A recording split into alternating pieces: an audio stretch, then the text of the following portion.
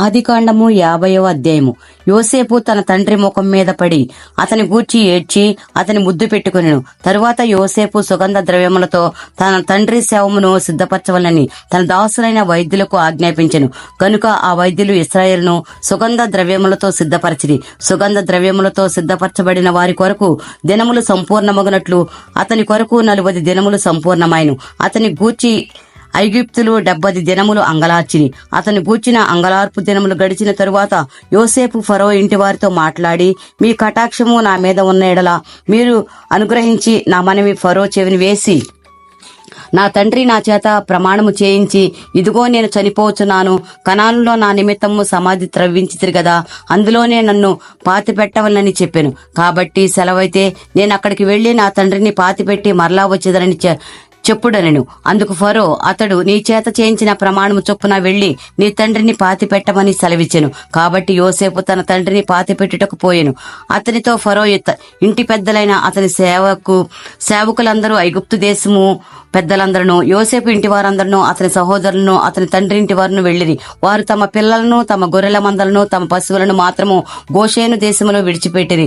మరియు రథములను రౌతులను అతనితో వెళ్లినందున ఆ సమూహము బహు విస్తారమాయెను. యోర్దానుకు అవతలనున్న ఆ అటాదు కళ్ళమునొద్దకు చేరి అక్కడ బహు ఘోరముగా అంగలార్చిరి. అతడు తన తండ్రిని గూర్చి 7 దినములు దుఃఖము సలిపెను. ఆ దేశమందు నివసించిన కనానీయులు అటాదు కళ్ళమునొద్దకు ఆ దుఃఖము సలుపుట చూసి ఐగుప్తులకు అది మిక్కటమైన దుఃఖమని చెప్పుకొనిరి. కనుక దానికి అబేల్ మిస్రయీము అని పేరు పెట్టబడిను. అది యోర్దానుకు అవతల ఉన్నది. అతని కుమారులు అతని విషయమై అతడు వారికి ఆజ్ఞాపించినట్లు చేసిరి. అతని కుమారులు కనాను దేశమునకు అతని శవమును తీసుకుని పోయి మగ్బేలా పొలమందున్న గుహలో పాతిపెట్టిరి. దాన్ని ఆ పొలమును అబ్రహామునకు తనకు శ్మశానం కొరకు స్వాస్యముగా నుండి నిమిత్తము మమ్రే ఎదుట హిత్తీయుడైన ఎఫ్రోను యొద్ద కొనెను. యోసేపు తన తండ్రిని పాతిపెట్టిన తరువాత అతడును అతని సహోదరులను అతని తండ్రిని పాతిపెట్ట వెళ్లిన వారందరూ తిరిగి ఐగుప్తునకు వచ్చిరి. యోసేపు సహోదరులు తన తండ్రి మృతి పొందుట చూచి, ఒకవేళ యోసేపు మన యందు పగబెట్టి మతనికి చేసిన కీడంతటి చొప్పున మనకు నిశ్చయముగా కీడుకు జరిగించననుకుని యోసేపునకు ఎలాగూ వర్తమానం పంపిరి. నీ తండ్రి తాను చావక మునుపు ఆజ్ఞాపించినదేమనగా, మీరు యోసేపుతో నీ సహోదరులు నీకు కీడు చేసిరు గనుక దయచేసి వారి అపరాధములు వారి పాపమును క్షమించమని అతనితో చెప్పుడనెను. కాబట్టి దయచేసి నీ తండ్రి దేవుని దాసుల అపరాధమును క్షమించుమనిరి. వారు యోసేపుతో ఇలాగు మాట్లాడుచుండగా అతడు ఏడ్చెను. మరియు అతని సహోదరులు పోయి అతని ఎదుట సాగిలపడి, ఇదిగో మేము నీకు దాసులమని చెప్పగా యోసేపు, భయపడుకుడి, నేను దేవుని స్థానమందున్నానా?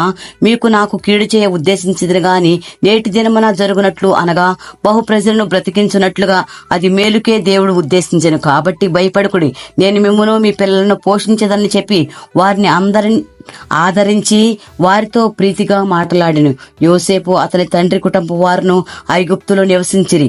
యోసేపు 110 సంవత్సరములు బ్రతికెను. యోసేపు ఎఫ్రాయిం ఒక 3వ తరము పిల్లలను చూచెను. మరియు మనష్షే కుమారుడైన మాకీరునకు కుమారులు పుట్టి యోసేపు ఒడిలో ఉంచబడిరి.